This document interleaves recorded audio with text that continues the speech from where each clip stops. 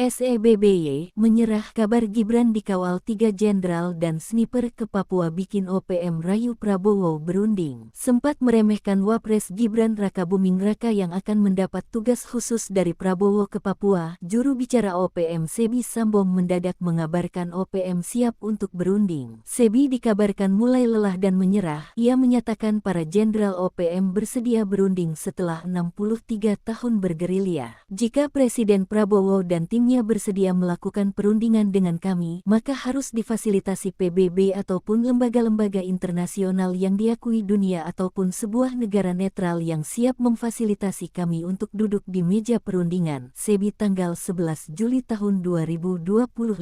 Namun selain mengaku lelah bergerilya, faktor penugasan Wapres Gibran juga menjadi pemicu. Sebab Gibran dikabarkan akan berkantor di zona hitam seperti Wamena. Selain itu Jayapura. Kedatangan Gibran tentunya akan berdampak besar bagi keberadaan OPM dan pengamanan. Sebab tak tanggung-tanggung, 3 jenderal perang seperti Pangkogabu Wilhan III, Letnan Jenderal Bambang Trisno Hadi, lalu Pangdam Cendrawasih Maijen Rudi Puturwito, kemudian Panglima Komando Operasi Habema Maijen Laki Avianto Ana turun tangan. Hal ini dibenarkan Menteri Koordinator Bidang Hukum, Hak Asasi Manusia, Imigrasi, dan Pemasyarakatan. Bahkan kemungkinan ada kantornya Wapres untuk bekerja dari Papua menangani masalah ini, kata Yusril dikutip dalam laporan tahunan Komnas HAM 2024 yang dipantau via YouTube Komnas HAM pada Rabu, tanggal 2 Juli tahun 2025.